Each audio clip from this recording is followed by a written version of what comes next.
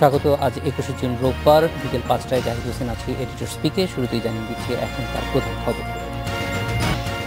নাশকতার ৩ মামলায় উচ্চ আদালত থেকে জামিন পেলেন বিএনপির ভারপ্রাপ্ত মহাসচিব মির্জা ফখরুল ইসলাম আলমগীর। আইনজীবী জানিয়েছেন তার মুক্তি পেতে আর কোনো বাধা নেই।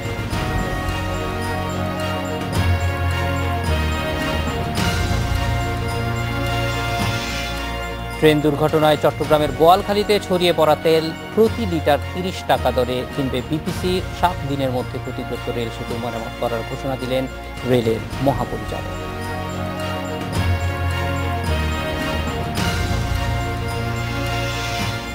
৪ দিনেও বিজিবি নায়ক আব্দুর রাজ্জাককে ফেরত দেয়নি মিয়ানমার। বাবা দিবসেই বাবা হলেন স্ত্রীপুত্রের পাশে থাকতে না পারা রাজ্জাক। দ্রুত উদ্ধারের দাবি পরিবার।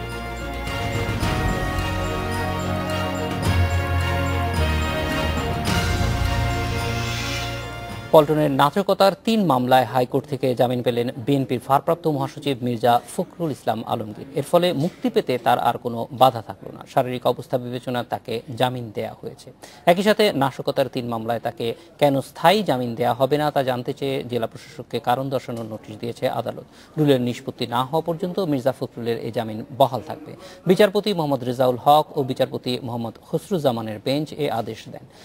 ৫ জানুয়ারি আন্দোলনের পরবর্তী মোট ৭টি মামলায় হাইকোর্ট থেকে জামিন পেলেন মির্জা ফখরুল। এর আগে পল্টন থানার নাশকতার ১ মামলায় ৬ মাসের জামিন এবং পল্টন ও মতিঝিল থানায় আরও ৩ মামলায় অভিযোগপত্র জমা না দেওয়া পর্যন্ত জামিন দেয় হাইকোর্ট। গত ৬ জানুয়ারি প্রেস ক্লাব থেকে আটক হন বিএনপির এই নেতা। এদিকে মানহানির আরেক মামলায় মির্জা ফখরুলের জামিন শুনানি আগামী ২৩ জুন ধার্য করেছে মুখ্য মহানগর হাকিম আদালত। শারীরিক অসুস্থতা এবং বয়স হয়েছে এবং জানেন তো এই গভর্নমেন্ট কেসের ওপর চলছে। আপনি কিছু ভিক্টিমাইজ করতে হলে একটা কেস দেওয়া, সত্যিকারে কোনো কেসের কোনো বেসিস আছে বলে তো আমি ব্যক্তিগতভাবে মনে করি না। রাজনৈতিক উদ্দেশ্য পরিণত মহাসচিব তাকে আটকাতে পারলে তো অনেক সাকসেস গভর্নমেন্টের। জামিন হয়ে গেছে, বেরিয়ে আসবে, মুক্তিতে বাধা নেই। এ বিষয়ে কথা বলতে বঙ্গবন্ধু শেখ মুজিব মেডিকেল বিশ্ববিদ্যালয়ের থেকে আমাদের সঙ্গে যোগ দিচ্ছেন সহকর্মী শাকিল আবদুল্লাহ। শাকিল, আমরা যেরকম শুনলাম রফিকুল হক বলছিলেন যে মির্জা ফখরুল ইসলাম আলমগীর বেরিয়ে আসার ক্ষেত্রে তার কোনো আইনি আর বাধা নেই, কিন্তু এই ক্ষেত্রে কোন প্রক্রিয়ায় বেরিয়ে আসবেন, সেই ক্ষেত্রে কতটা সময় লাগতে পারে এই ব্যাপারে কোনো ধারণা তার আইনজীবীরা কি দিয়েছেন?